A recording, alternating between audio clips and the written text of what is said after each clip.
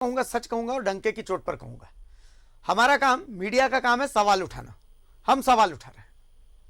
आप सोचिए कि अगर एक जमीन के दो पक्ष हैं, मामला कोर्ट में जाता है, कोर्ट में पहला पक्ष पूरी शिद्दत के साथ अगर जमीन के इस अपने पक्ष को मजबूती से रखेगा नहीं, तो जाहिर सी बात है कि दूसरा पक्ष जीतेगा ही।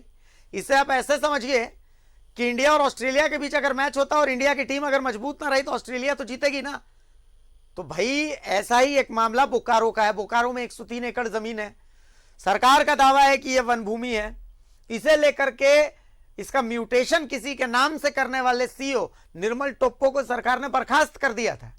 लेकिन मामला जब सुप्रीम कोर्ट पहुंचा तो सुप्रीम कोर्ट में कहा यह जा रहा है कि सरकार ने पूरे दमखम के साथ अपना पक्ष रखा नहीं। नतीजा यह हुआ कि सुप्रीम कोर्ट ने दूसरे के पक्ष में अपना फैसला दे दिया। चलिए, फैसला आ गया, फैसले का स्वागत है। दोनों हाथ जोड़ करके, सर झुका करके मैं कह रहा हूं कि सुप्रीम कोर्ट का फैसला है, हम फैसले पर सवाल नहीं उठा सकते। लेकिन इस फैसले के आने में सरकार ने जो पक्ष रखा है, क्या वो पूरी ईमानदारी से रखा है या फिर अधिकारी खेल कर गए? यहां पर अधिकारियों ने पूरी ईमानदारी के साथ पक्ष रखा ही नहीं। मैं ये क्यों कह रहा हूं, इसे समझने के लिए पहले आप ये रिपोर्ट देख लीजिए। बोकारो के चास में तेतुलिया मौजा है। इस मौजा के तहत 103 एकड़ जमीन है। इस जमीन को लेकर विवाद था। सरकार का पक्ष था कि यह वन भूमि है, जबकि एक पक्ष का इस जमीन पर दावा था। सुप्रीम कोर्ट में सरकार के पक्ष में फैसला आया नहीं। देखिए, ये जो जमीन है क्लेम करती है स्टेट गवर्नमेंट की ये फॉरेस्ट लैंड है, कुछ फॉरेस्ट लैंड है। एक प्रार्थी जो है उनका हम जिसके तरफ से अपीयर कर रहे थे उसका कहना है कि ये ज़मीन हमारी है और इसको गवर्नमेंट ने कन्फिस्केट कर लिया था, इसको रिलीज नहीं किया। आज जो है, जहाँ तक हमें पता लगा है कि एलपीए में उनके फेवर में ऑर्डर हो गया, जिसके लिए रसीद कट गया। वे सरकार जो है सुप्रीम कोर्ट गई, ऑनरेबल सुप्रीम कोर्ट ने भी उनके प्रेयर को रिजेक्ट कर दिया। अब जो डिवीजन बेंच का आदेश है कि आप रसीद काटिए, तो उनको काटना ही है। दूसरा चीज़ यह है कि इसमें सरकार को कहा गया था कि आप जाइए टाइटल सूट फाइल कीजिए। सरकार ने नहीं फाइल किया, पब्लिक का जमीन चला गया। तब तो चूंकि कोर्ट, ऑनरेबल कोर्ट का ऑर्डर है, तो अक्षर सबको पालन करना है। सभी लोग ड्यूटी बाउंड है पालन करने के। अब सुप्रीम कोर्ट के बाद, आदेश के बाद तो कुछ होता नहीं है, बच नहीं होता। तो सर कह सकते हैं कि फाइनल या अभी तक यह जमीन प्रार्थी का है, जिन्होंने जीता है केस। आखिर क्यों सरकार टाइटल सूट फाइल नहीं कर रही? आखिर क्यों सरकार ने पुरजोर तरीके से अपना पक्ष नहीं रखा? जमीन जब सरकार की है तो लड़ेगा कौन? क्या इस जमीन में अधिकारी खेल कर रहे हैं? क्या सरकारी जमीन को कोई लुटवाना चाहता है? कोर्ट को कौन धोखे में रखना चाहता है? तो देखिए, कोर्ट ने अपना फैसला दिया है, चलिए ठीक है, लेकिन सवाल यह है कि क्या कोर्ट को सारे तथ्य बताए गए? मेरे साथ मेरे सहयोगी सुरेंद्र फोन लाइन पर जुड़े हुए हैं। सुरेंद्र, जो अब तक सामने आ रहा वो ये आ रहा है कि सरकार ने सारे तथ्य कोर्ट में रखे ही नहीं, पूरी ईमानदारी के साथ इस केस को लड़ा ही नहीं गया। बहुत सारे पॉइंट्स है जो कि सुप्रीम कोर्ट में छिपाए गए हैं।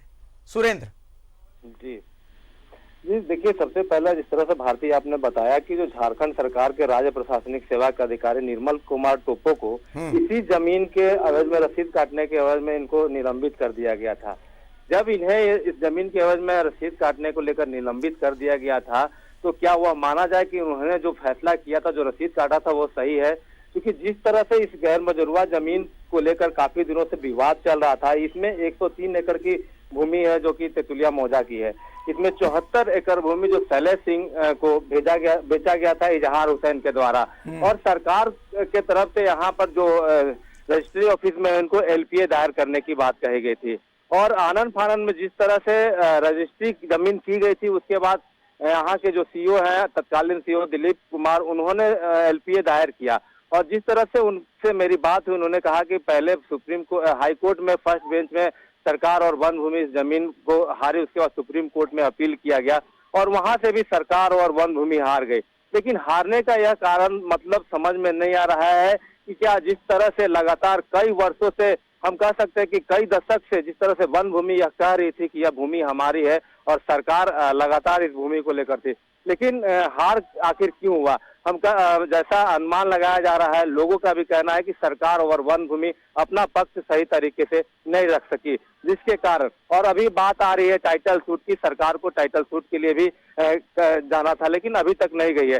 किन कारणों से सरकार नहीं जा रही है टाइटल सूट में, यह कह पाना मुश्किल है भारती जी। मुझे याद आता है 20 मई और 21 मई का दिन। 21 मई को सरकार को एसएलपी दायर करना था सुप्रीम कोर्ट में हाई कोर्ट के आदेश के बाद, लेकिन आप देखिए कि 21 मई से पहले ठीक 20 मई को यह जमीन ललन सिंह को हस्तांतरित कर दी गई थी। ठीक है, तो इसका मतलब यह है कि एक सिस्टम है, सरकार के अंदर का जो सिस्टम है जो चाहता है कि इस जमीन का खेल हो। सुरेंद्र जी भारती, आपका कहना जायज है, क्योंकि जिस तरह से, या तो हम कह सकते हैं उन अधिकारियों को यह पता था कि 21 अप्रैल को एसएलपी दायर करना, उससे पहले जमीन की रजिस्ट्री कर दी जाएगी, लेकिन जिस तरह से कोर्ट का पूर्व में जो कोर्ट का आदेश था उसमें सिर्फ म्यूटेशन को रजिस्ट्री करनी नहीं थी, सिर्फ रसीद को खोलने के लिए कहा गया था। और उसके बाद जिस तरह से आनंद फानंद में यह काम किया गया, तो हम कह सकते हैं किसी न किसी अधिकारी का इसमें स्वार्थ हो सकता है भारती। बिल्कुल, चूंकि मुझे याद है सुरेंद्र कि आपने इस जमीन की 2 रसीद भी भेजी थी। पहली रसीद में इस जमीन का नेचर कुछ और लिखा था और दूसरी नचीर में सिर्फ सीधा 2 डैश लगा करके और छोड़ दिए गए थे। तो यह इंगित करता है कि कहीं ना कहीं खेल है, वरना जमीन का वो जो रसीद थी उस रसीद में जमीन का नेचर खाली नहीं छोड़ा जाता, कुछ ना कुछ तो होता है। चलिए, बहुत शुक्रिया सुरेंद्र। देखिए, हमारा काम सवाल उठाना है, हम सवाल उठा रहे हैं। हमारा मकसद सिर्फ इतना है कि अगर कहीं पर हमें लग रहा है कि कुछ फिशी है, कुछ गड़बड़ है, तो हम उस पॉइंट को पॉइंट आउट कर रहे हैं कि देखिए यहां पर ऐसा क्यों नहीं हुआ। तो हमारा पॉइंट बस इतना सा है। देखिए, ये जमीन है, इस जमीन को लेकर के, इस जमीन के म्यूटेशन को लेकर के उस समय के सीओ थे, उन सीओ को बाकायदा निलंबित किया गया था। तो क्या वो निलंबन गलत था सरकार का? इतना कुछ चल रहा था, इस दौरान में वन विभाग क्या भूल गया था कि उसकी यह जमीन है? वन विभाग दावा करना भूल गया था? इस जमीन की रजिस्ट्री कैसे हो गई? इस जमीन की तो सिर्फ खोलने की बात थी कि भाई इसका जो म्यूटेशन है, जो जमाबंदी है, बस उतनी खोलनी है। तो फिर आखिर कैसे इस जमीन की रजिस्ट्री हो गई? इस जमीन की रजिस्ट्री हुई, जैसा कि हमने दिखाया था कि तत्कालीन रजिस्ट्रार ने कहा कि मुझे मौखिक रूप से डीसी ने कह दिया था कि हाँ भाई रजिस्ट्री कर दो।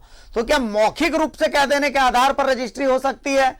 बहुत सारे ऐसे पॉइंट है। तो क्या इन पॉइंट्स को सरकार ने सुप्रीम कोर्ट में उठाया था? सरकार ने टाइटल सूट फाइल क्यों नहीं किया है अब तक? आखिर सरकार के इस आलस का कारण क्या है? किसको फायदा पहुंचाना चाहता है ये सिस्टम? सरकार किसको फायदा पहुंचाना चाहती है? देखिए, बहुत सारे सवाल है। मेरा काम सवाल उठाना है और मैंने ये सवाल उठाया और डंके की चोट पर उठाया है। सवाल यही है कि सरकार ने पुरजोर तरीके से इस केस को लड़ा ही नहीं। सुप्रीम कोर्ट में जो पॉइंट्स उठाए जाने चाहिए तो उन पॉइंट्स को उठाया ही नहीं गया, क्योंकि सरकार का एक धड़ा, सरकार का जो सिस्टम, उस सिस्टम का एक हिस्सा चाहता था कि इस जमीन को ललन सिंह के हाथों जाना चाहिए, वरना 23 करोड़ की जमीन सिर्फ 10 करोड़ में कोई कैसे खरीद सकता है?